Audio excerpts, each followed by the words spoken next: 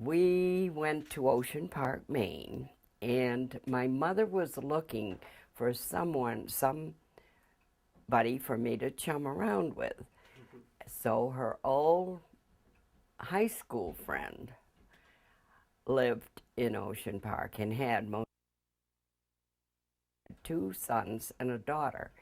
So she took me to visit them, and his sister, Everett's sister, Ruth, was about my age, and we chummed around for most of the summer. So through that introduction, I met her older brother, Everett. Okay, so you met Ruth, And then met him. Yeah, and I was, that was when I was a junior in high school. And of course, I only saw them in the summertime. And I didn't go around with them till the following summer, really, my senior year. Yeah. And he was at that point, he just finished his sophomore year at Bates College.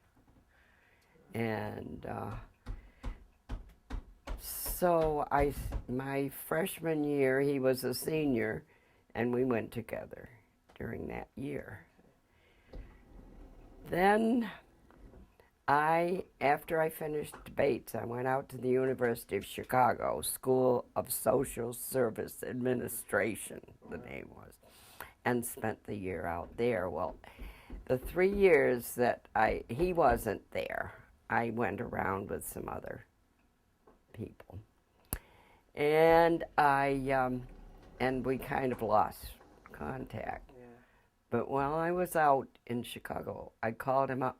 I had a gal that I roomed with. I roomed with two Southern gals, and one of the gals all of a sudden decided to call up her old boyfriend. So after that, I decided to call him up. And after that, we went back together. And that was in the beginning of, they were drafting for World War II. And I don't think we were in it yet. No, we weren't in it yet. But we got engaged that summer, and I worked at a hospital in Newton, Mass. And then weekends, we would come up to Ocean Park. He'd come up to his folks, and I'd come up to mine. And so we saw ourselves weekends. But that year, he was drafted during the summer. We got engaged at that point. And I worked at the hospital for a year. He managed to become an officer. He didn't want to get married until he was an officer. Had more than $21 a month.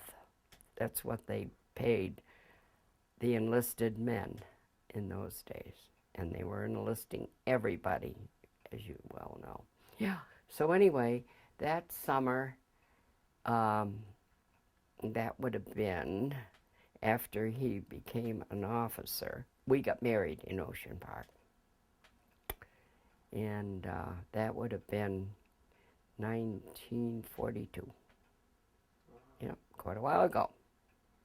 And then He was, we lived in Camden, Maine, after being married in Ocean Park, Maine. We lived in Camden, Maine. We lived in Wells, and when I was in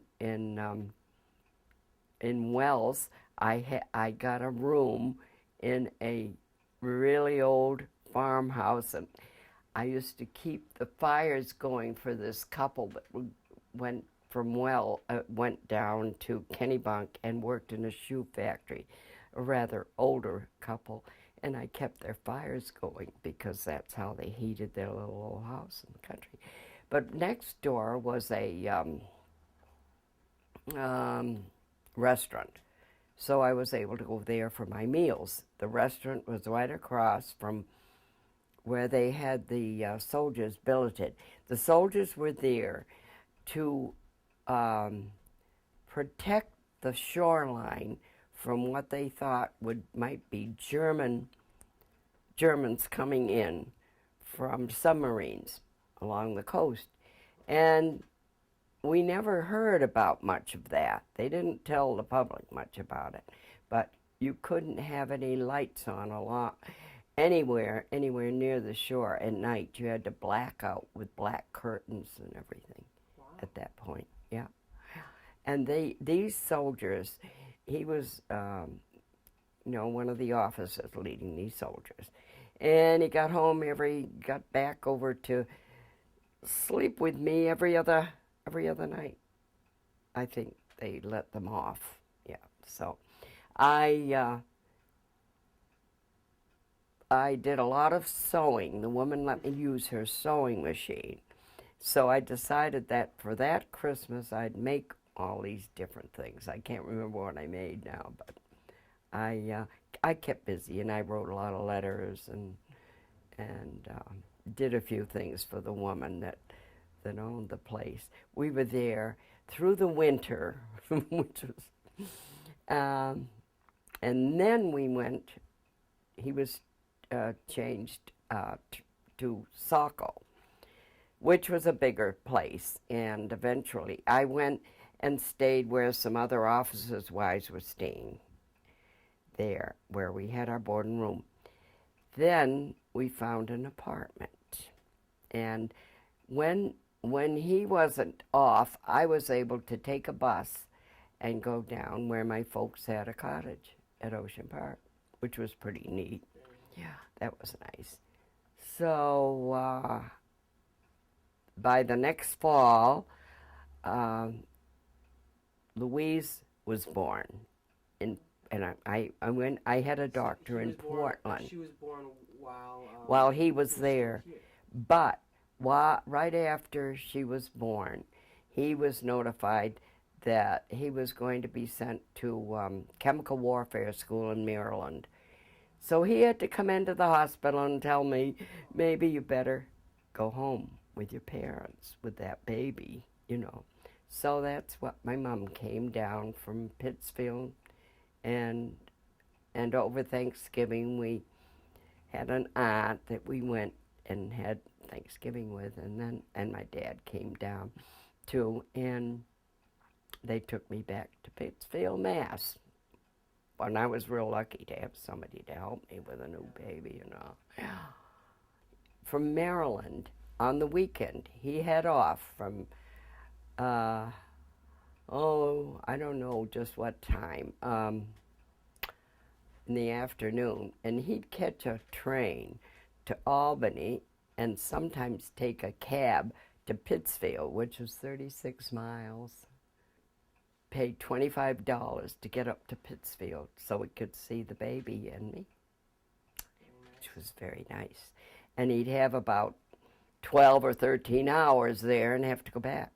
And he did have a leave before he went over, and I took the baby down on the train to Quincy, which was his hometown, to his folks. And then we had that 1 week before he went over. Yep. He was shipped to Italy in March of '44. And he was... Do you remember what you guys did that week? Not very much. Probably did a lot with Louise. Mm-hmm. I remember I have some pictures that we took and took her out in the carriage and walked with her in the carriage a lot. Mm-hmm. Yeah, so we'd be by ourselves some.